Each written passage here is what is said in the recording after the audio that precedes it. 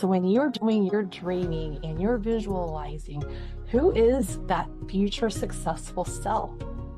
What, how does she wake up in the morning? What does she think? What is she doing? Who is she?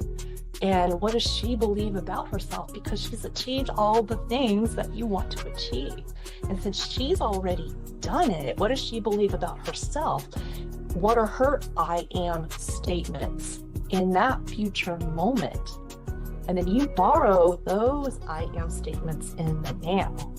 Yes. And that will create the shift in your affirmations.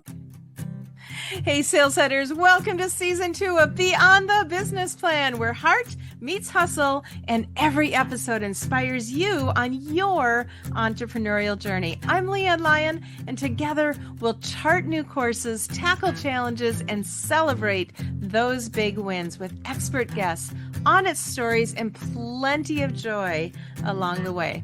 If you love the show, tap follow, subscribe, leave a quick review, or join our conversation with hashtag JoyMinder, because your support helps us reach and inspire more entrepreneurs. Set sail on your business adventure with Beyond the Business Plan. My guest today empowers high-achieving women to silence their inner critic and step into their true genius, gifts, and greatness. She is a best-selling author, inspirational speaker, and the creator of the Candy Method, guiding professionals to boost confidence and take aligned action through her vibrant G3 mastermind community. The leader behind this transformation, she is the fabulous Lee Smith. And on a personal note, I have known and worked with Lee for several years, supporting women entrepreneurs with their podcasts and show. Lee has become, for me, a dear friend, and I couldn't be happier to have her join us today. Lee, are you there? I got sappy. Hey, Leanne. Aw.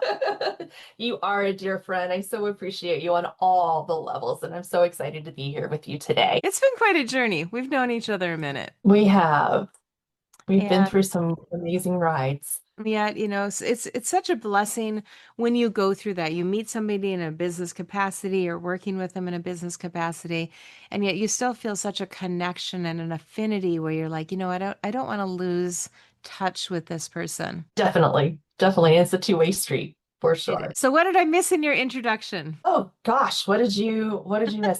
Well, I know it says best-selling author. To be more specific, I've been a bestseller for 6 different collaborations. So that's always fun. And as an award-winning international speaker, I just love the opportunity to take my story and my message out to the world, not about me, but where it will make the most impact. And I love sharing with women audiences, and particularly those women who struggle with that inner talk, the chatter that goes on in there that says, you're not good enough, you're not ready for this, who do you think you are, etc., etc.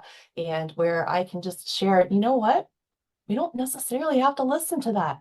We can tell it it's not true, and we can really shush, like, because we women like to shush, right? We can shh the chatter, and we can really empower that positive voice that says, you've got this.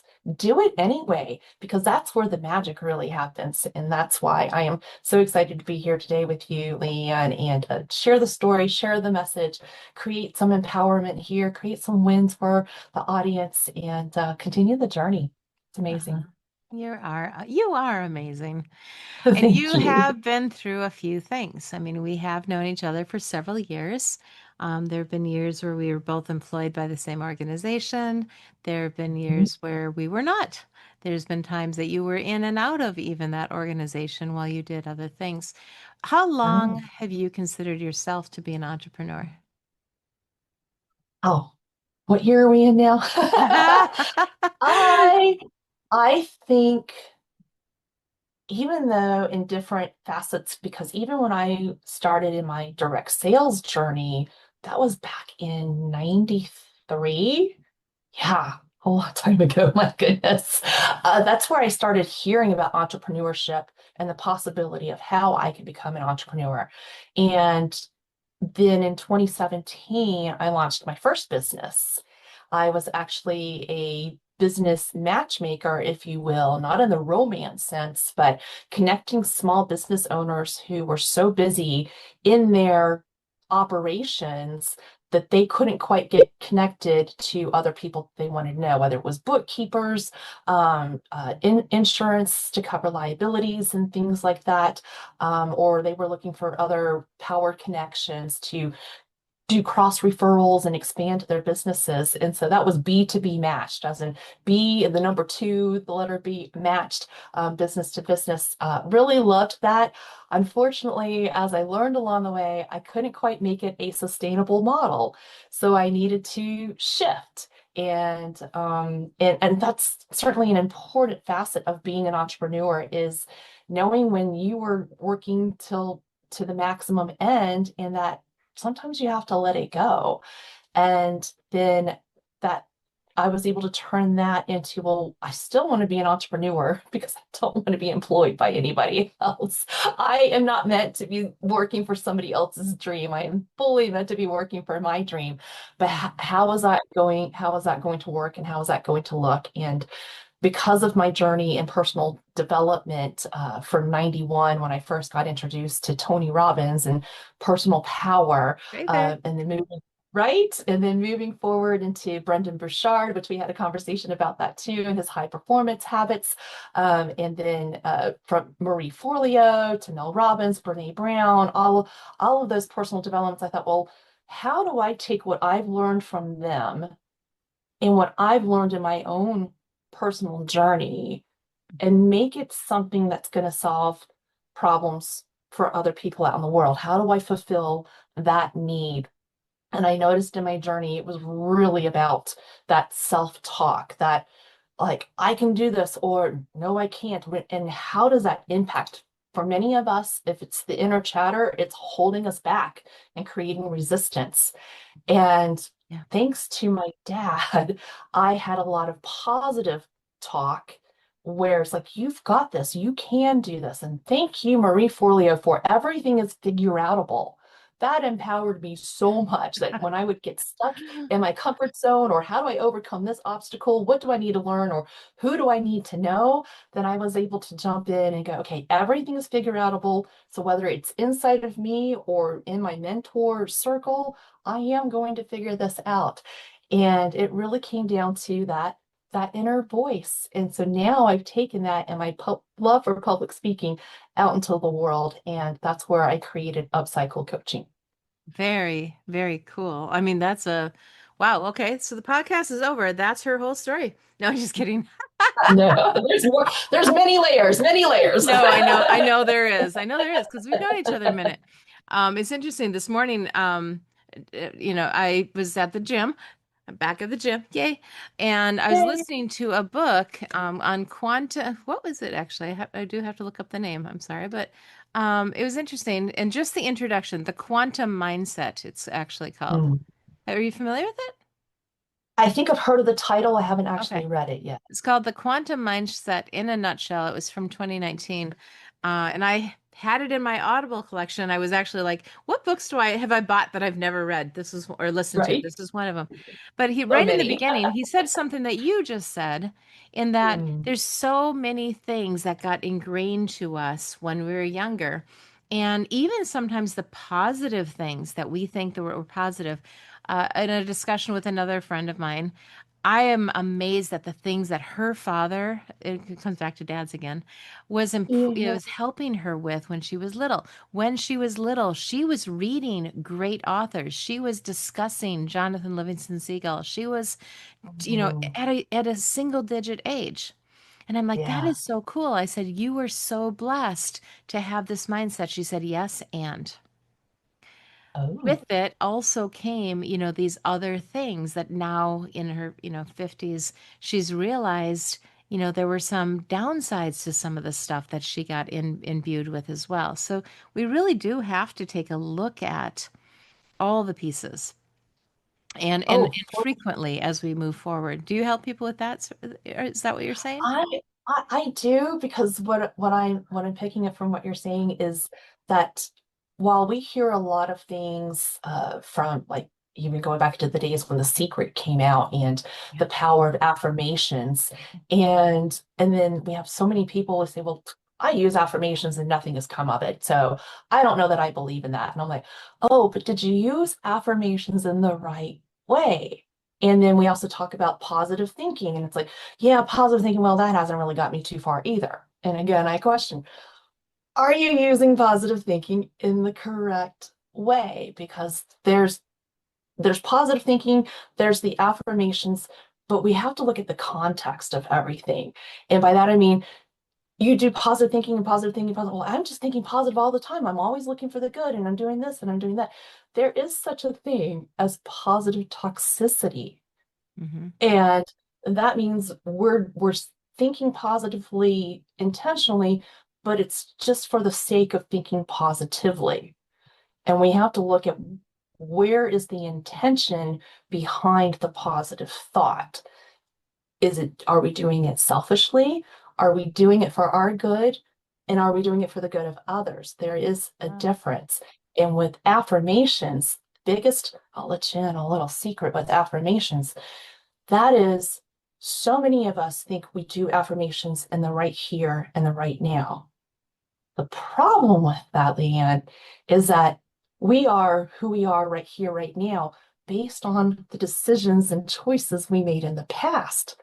And Yeah. so the affirmations we create today, they're kind of intertwined with the unconscious beliefs that came from our past behaviors and thoughts.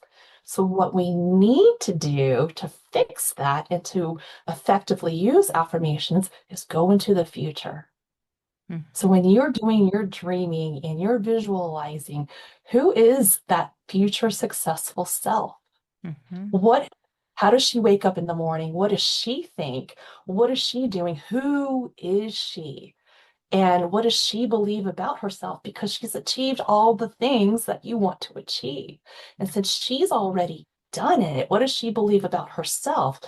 What are her I am statements in that future moment? And then you borrow those I am statements in the now.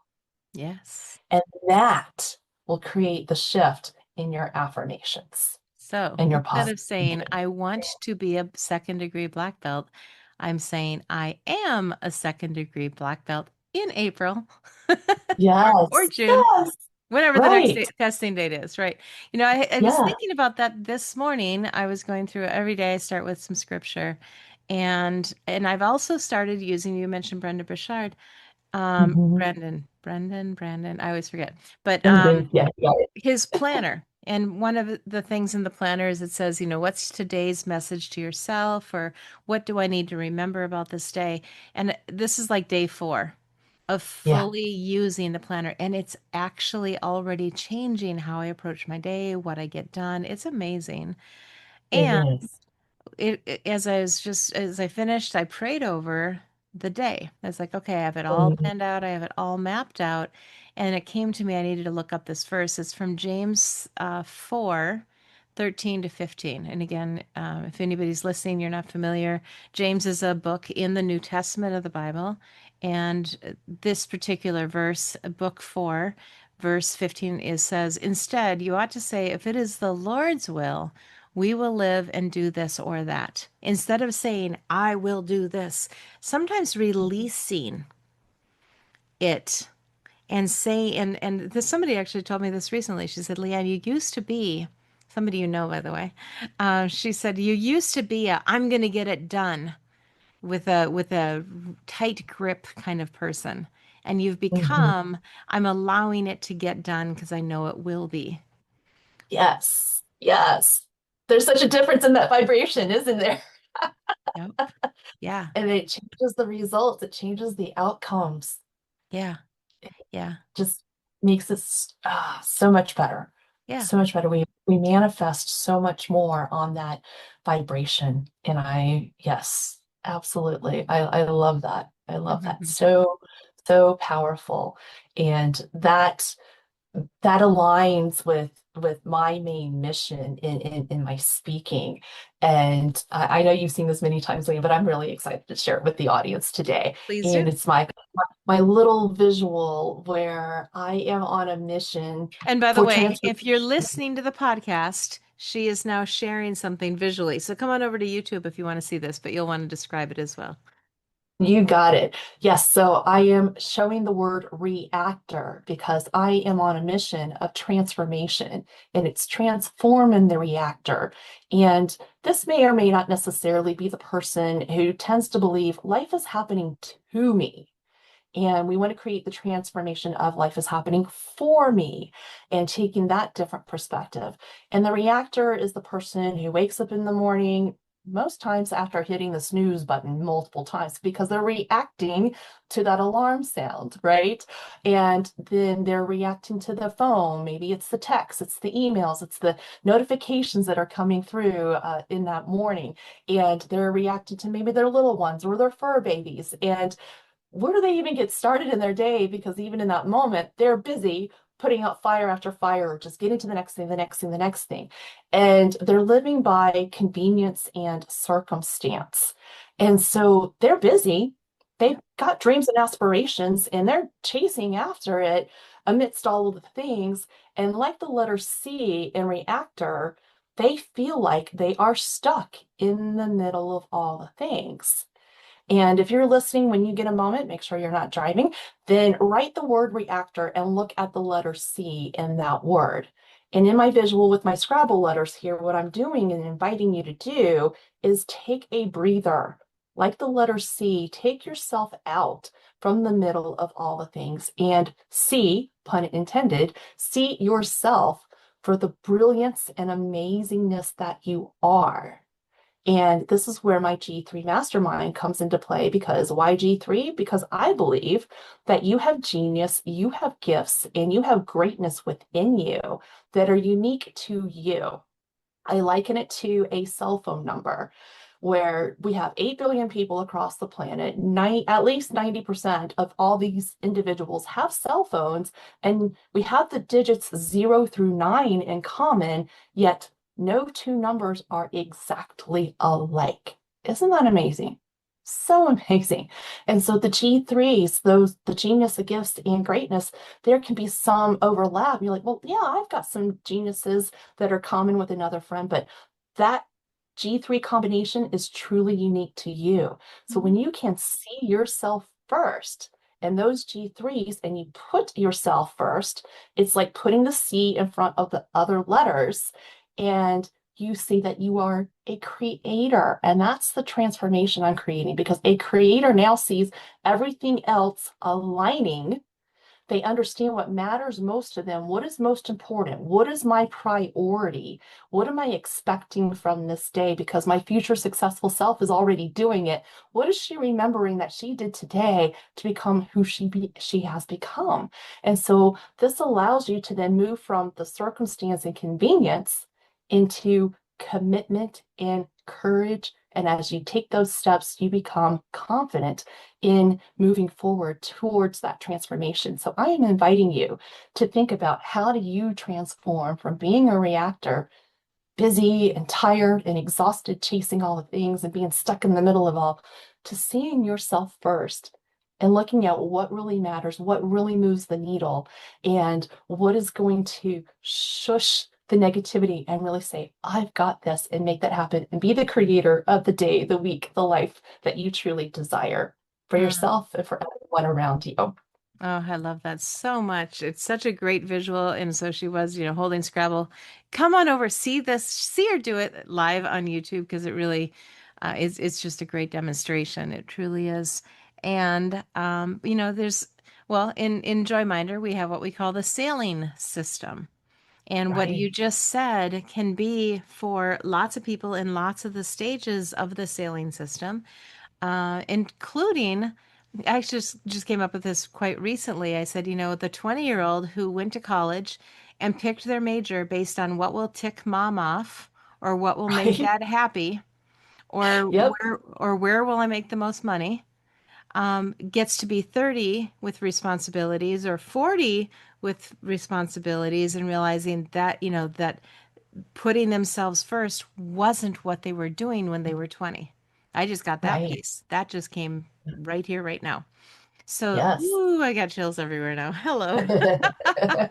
So it's all just, comes together. But and so if you are in that spot, you are a burnout professional listening to this show, as you know, most of the time the show we're really talking about what is it like to become an entrepreneur? What's the journey of becoming an entrepreneur? And what Lee has so beautifully shown here is sometimes it is about putting yourself and seeing yourself Yeah. first, and then you can take the next step. So that's really the beginning of the sailing system as well. The S, set your Mhm. sail. But Yeah. I know that you specialize in helping people with the letter N of the sailing system. And we're going to dive into that, no pun intended, in just a minute. Hey, sail setters, want to navigate your success with ease? Download the Sailing System, your practical guide to charting a course, setting goals, and growing with purpose. Find it now at joyminder.com or check the show notes below for your roadmap to results. And we are back. I am here with the fabulous Lee Smith. She is joining me today. I am blessed to spend time with you on a regular basis, somewhat regular, every few months at Yeah. least, we make time to get on each other's schedules, catch up. And like I've mentioned, we've both been through times where we've changed course. Um, right now, with what you're doing, and as you applied to be part of and join me on the show, I have the sailing system, and the letter N stands for navigate the storms. And this comes after a business is launched, after you set your course, you set your anchor, you got everything together, you launch your business, and then it all hits. And you Mhm. said that that's really where you love to interact with people and really can offer a lot of value. Do you want to speak to that a little bit? Sure, Leanne. So, And gosh, yeah, why? I jumping. guess really I want to say, and why? Why are you especially equipped to handle that particular situation? Sure. So, in my entrepreneurial journey, and if I could take like a step back from that for a moment, and I'll pull all this in, that when when I left college and Hmm. transferred across the country from North Carolina, where I grew up, to Nevada, where I live now, met my husband, uh, and I knew from the age of 14 that someday when I get married, I want to be a mom as well. And when I become a mom, I want to be a stay-at-home mom. And it wasn't a wish, it wasn't a desire, it wasn't a goal, it wasn't a vision, it was a conviction. And so then when that time came into my life, when I was meeting my husband and we were discussing this whole, yeah, we're going to spend the rest of our lives together. I said, well, I do have one non-negotiable. And so we talked through that. And because he had been married before and had a son from that marriage. And so we did have some facets to discuss. And lo and behold, we got married. And a year and a half later, I had my daughter and left the job right then and there. I became a stay-at-home mom. And uh, long story short, 16 years later, we're on this beautiful holiday in Hawaii. We were so blessed. 23 days across 4 islands. So we had 22 amazing sunsets.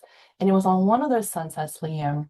I'm standing on the lava shore and my husband is up ahead of me. He's got his camera and he's got the long lens, like the nose of Pinocchio. He's trying to get the light just right on that beautiful sunset. And off to the side was my grown son. He was already out of the house and he was there with his girlfriend on this holiday with us. And then my young teenage daughter, she's nestled in my arms. We're having a lovely mother-daughter moment. And as we're looking out, it was several days into the trip, and I was thinking, I'm doing something that so many people don't even get once in a lifetime. Yeah. And I'm thinking this. But most people don't even make it to one island. I'm getting four on this trip. And I'm thinking about all the aspects. I'm like, look at that beautiful golden orb setting on the sapphire horizon. Feel that breeze. So all my sensories were into place, and I'm thinking as I'm observing. You know what was missing, Leanne?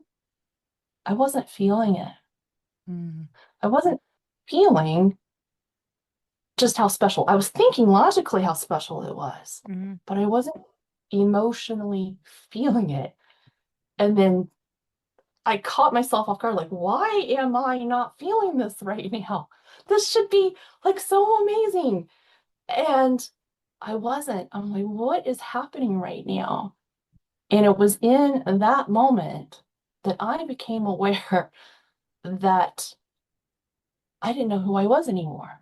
Why? Because even though I was living this dream of being a stay-at-home mom to my amazing kids, I'd given so much of myself away.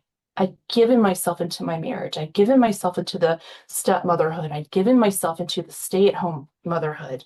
I'd given myself to my community, but I didn't give myself to me. mm. And I lost who I was. And a funny aside is when I was in high school, I grabbed life by the horns and I lived every moment to its fullest. And my name Lee, it's two letters, it's Ly. And most nicknames happen because people have longer names, right? And my friends were like, well, we can't really shorten Lee any more than those two letters. So we're just going to make yours longer. And I'm like, what? They're like, yeah, you live, you love, you laugh. So we're going to call you Living, Loving, Laughing Lee. So that was my nickname. So in that moment, when I was in this awareness of like, what is happening right now? I'm like, I used to be Living, Loving, Laughing Lee. That is so not happening right now. So who is Lee in this moment? And Wow. I didn't know. I could not come up with an answer. And it happened to be the end of 2016. 2017 was about to ring in right around the corner. And I made a decision. This is not me. I may not know who I am right now, but this is not me. So I'm going to draw a line in the proverbial lava beach sand there, right? And I said, no, this ends here. There's a new year coming around the corner, and I don't care how selfish it seems. I'm going to go on a quest for me. I need to remember, who am I? Mhm. Who am I? And I went on that quest. As I got home and did more self-reflection, I realized I've been in a depression, a really massive depression, and I even masked it from myself. And I looked back and like, oh, it had been going on about 2 or 3 years. And so how do I come out of it? And I said, I want a word to anchor my journey. And I chose the word laugh because recognizing the depression, I thought, I can't remember when was the last time I had a solid laugh. And admittedly, I did this in three ways, Liam. I started on the couch, the corner of the couch, my comfy corner, watching reruns of Friends because it's my favorite sitcom and I knew every line and it's going to make me laugh. The second thing I did was there was a local comedy troupe that did improv shows every weekend, that only the first 3 months. So it was perfect timing, the way the universe takes care of me, right? And I was there almost every weekend getting my laughter on. And then I was doing some networking and I knew people who had an amazing sense of humor. And I thought, if I can just get in a little bit of that energy, maybe some of that will rub off on me. Mm, And about 4 or 5 months into the year, I found my laughter mm, and I started laughing. And when that happened, an amazing thing happened. There was like this release in my heart. And then there was like this warm light, and it felt like it just kind of oozed up and it mm, came into my ear and it whispered, now that I'm here, what do you want to do with me? I thought, what? What is this? I'm like, that's joy. And I could feel that. That was joy coming from within. And I was minding my joy land to put into place what you do. I was a joy minder that day. And what happened after that question was, I'm not sure, but I heard this laughter and it was a little girl's laughter. And there was almost like this skipping through my mind. I'm like, what's happening right now? And what came to the forefront was my 8-year-old self. mm, My 8-year-old self who fell in love with public speaking the day she got in front of 300 people at her church congregation, was reading the scriptures, and the magic happened when I walked away from the sanctuary that day. there was this like quiver that went through my entire little 8-year-old body at that time. And I thought, what is that feeling? And how do I get more of that? So what happened that day when the joy came and I recognized it, and she was right there. She said, remember that feeling? Remember that feeling we loved chasing after every time we could do some public speaking? Let's go do that. And I went, yes, let's Wow. go. And then it became, Beautiful. what do I speak about and what do I share? And that began my entrepreneurial journey because I thought, okay, I want to be a public speaker. I want to share my story. And then I learned in the industry, well, you got to have something to sell. And I said, yep, so let's go do that. And that became, uh my setting my sail at that point, right? Right. So, okay, so this is really interesting because originally you were like, yeah, in 1993 and then so there was a gap where you Yeah, did not have a W-2 income and you did not have an entrepreneurial income and it was right. quite lengthy, many, many years, a Yeah, dozen years or so. 16-ish years. Yeah. Okay. Hmm. And so and then did you have a W-2 before? Did you have a W-2 after? I did, yeah. Gosh, I had a W-2 from the age of 16 up until 16 years later when I got pregnant and finally had the baby and got to be a Yeah. stay-at-home mom. And while I was raising my daughter, I was actually still doing inner work on myself because I love personal development. So, like I said, I had, studied Tony Robbins back then, and then I had Sure. this whole library where I've got like Zig Ziglar, Og Mandino books, Jack Canfield. I got to see Jack Canfield live. So anytime that I could touch on personal development, I was grabbing that book or listening to an audio. Courses and programs hadn't really come out yet until much, much later. After I started my entrepreneurial journey and I was really going in full dive with that. But I always continued, excuse me, my studies, if you will, Hmm. and also did a lot of journaling, Yeah. just personal journaling, because that became my outlet so that I could process things. So unbeknownst to me, all these years later, is when I downloaded the Reactor-Creator Transformation, I was actually living that as Mm. my day in and day out, understanding that, and that allowed me to go deeper into psychology because that was my major in college as well, understanding like the processes and the development that was happening within me until it's like, okay, now I'm coming back to these studies as my choice, career choice, if you will. So have you had a W-2 since? I have. That was an interesting shift in things as well, because as I started my entrepreneurial journey in 2017, like I mentioned, the B2B matched, and then I shifted to upcycle coaching because I thought, well, I had down spiraled into that depression, and my journey of taking myself out felt like an up spiral, but what a weird word, up spiral, right? And then all of a sudden the word upcycle downloaded to me, and I thought, wow, okay, that's an interesting word, but like, what does it really mean? And I looked up the dictionary definition of it, and it means to process something so as to make it better than what it originally was.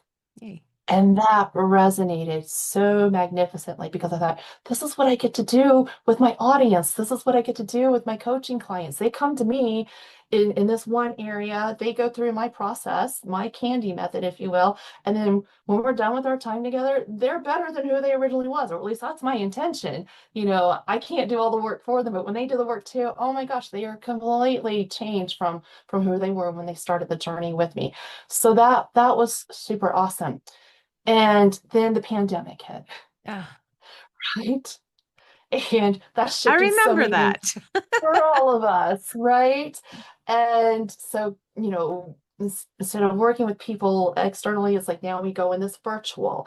And the benefit of that for sure that it opened up the entire world versus just my local community, as great as that has been.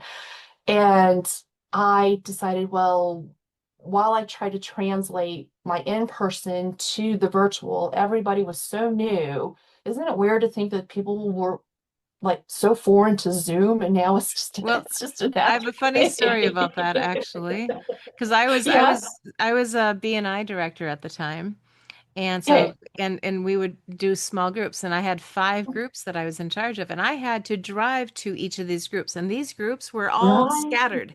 Often it was Yeah. an hour drive to a group. So I'd Ah, have to get there early. So as an hour drive right. there early, meet with the leadership team, sit through the 90-minute meeting, stay after, network, drive home. It ended up being almost a full day when I would visit Right. each of these groups, and I had to visit each one every month. So it Yeah. took up a lot of time. And then one day, so on a personal note, I had already discovered Zoom. And so Mm, I was also supposed to meet with these people, do what we call one-to-ones. yeah. And I started saying, "Hey, there's this tool." And instead, since you live an hour from me and you don't want to drive here and I don't want to drive there, how about we jump on this thing called Zoom? So I was already using it, and then when the Yeah. pandemic hit, I had to get all of these members of all of these groups into this new software. But at least, thank you, Lord, I already had the experience of doing it. Yeah. But yeah, Yeah. it was why I didn't buy stock. Oh, right. If only we thought about that. I know. I Right? know. Right? But yeah, yeah. Oh No, gosh. Zoom is really, it Yeah. really obviously has changed a lot of things. And in fact, we Yeah. met again. Eventually, we met through a company. And so I guess Mhm. thinking about it, I mean, Yeah. we didn't get a W-2 through that company, but No. 1099. But Yes. Yes. and that was made possible again because of Zoom. Right. We Exactly. used it, and we Exactly. still do. Yeah. So, Right. So yeah. trying to translate my in-person community into Zoom, it was so bumpy and clunky, and they all made they said, Lee, can we just go on hiatus? Because we thought we were going to be there for what, 2 weeks, maybe 2 months. Yeah, And of right. course, it went on longer than that. And so while the hiatus was happening, I decided to dive deeper into myself, go deeper with, by then we did have courses and programs and coaches and whatnot.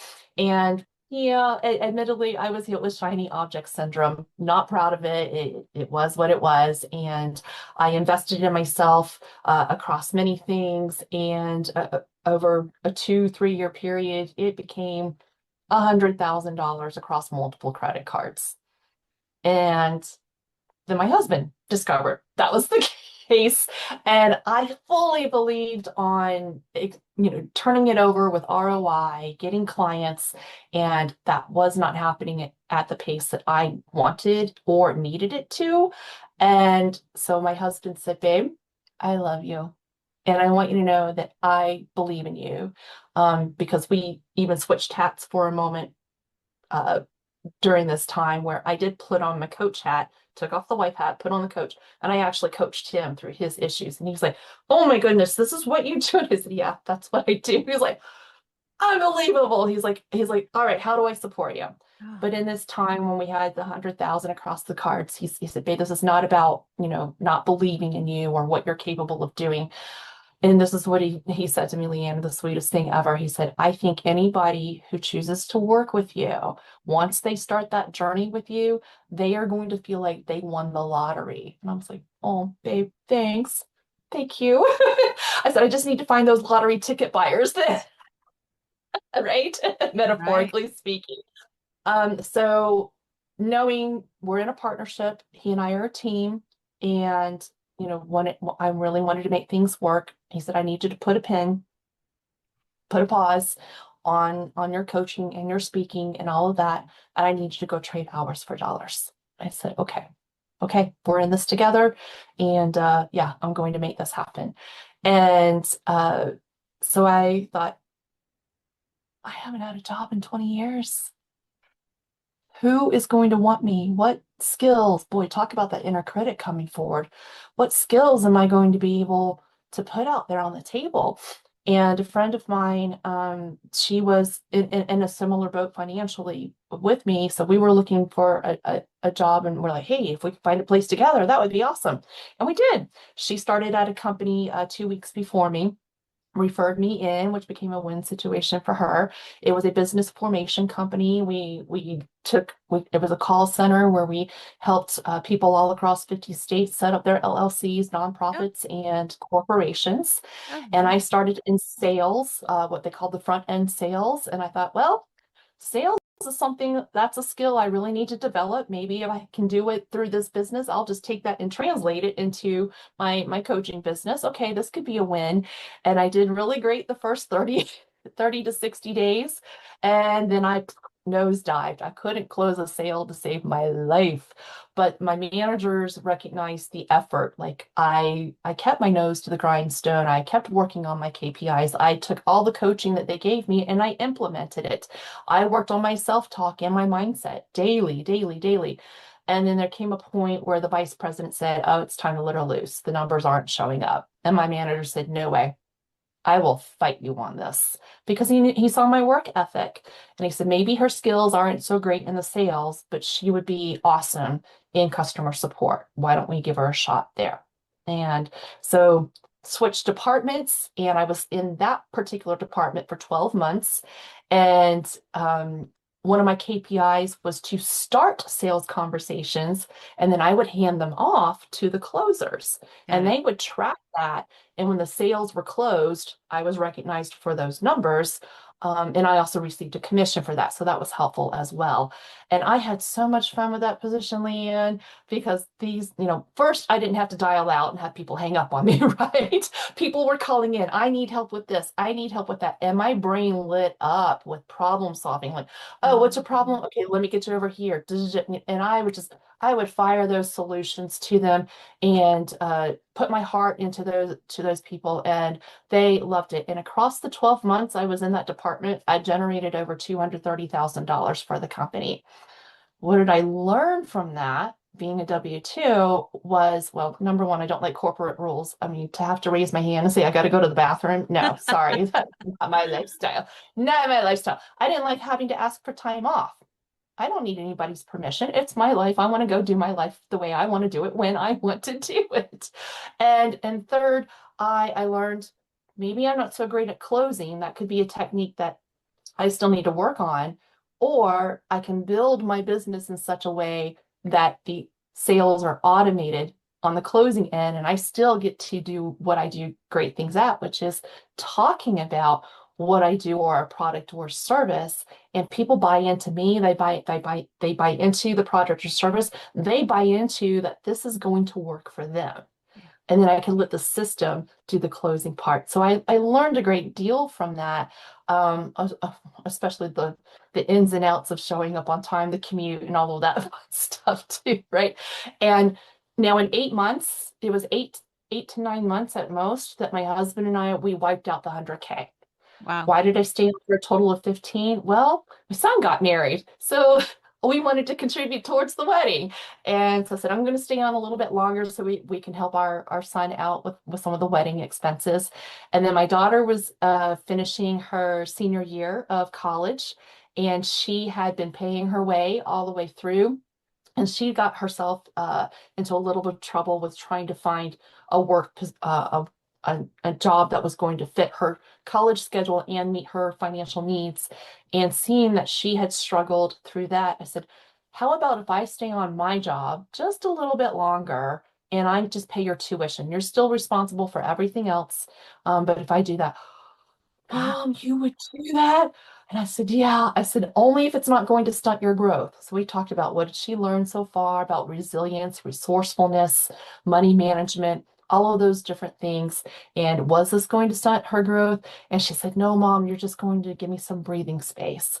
And she's now since graduated from college. So yeah, 15 months, we knocked out 100K, paid for part of a wedding, and senior college tuition. So we met those financial goals, and in February of this year I got to say bye bye from the W-2 and come back into entrepreneurship. And it was fantastic. Number one, they didn't want to let me go.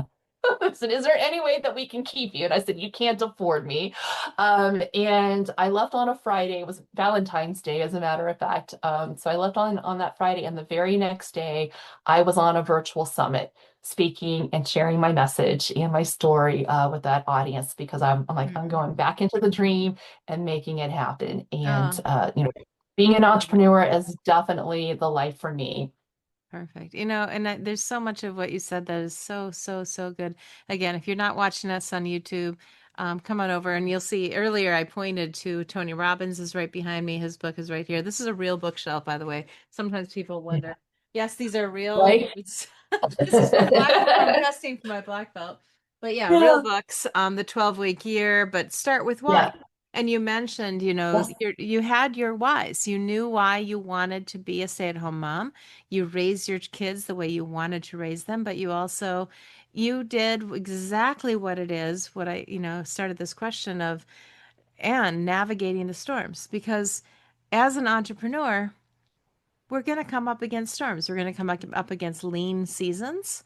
We're going to come Yep. up against skill sets that we realize we need that we don't have.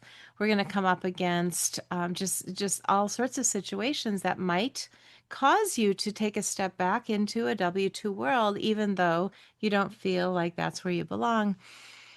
And Right. it's okay. It's okay to give yourself permission to navigate those storms in the way that's best for you.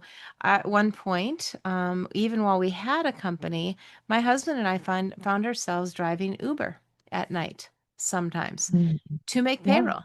But we also had Right. two high school kids, and they were expensive. Yes. To say the least.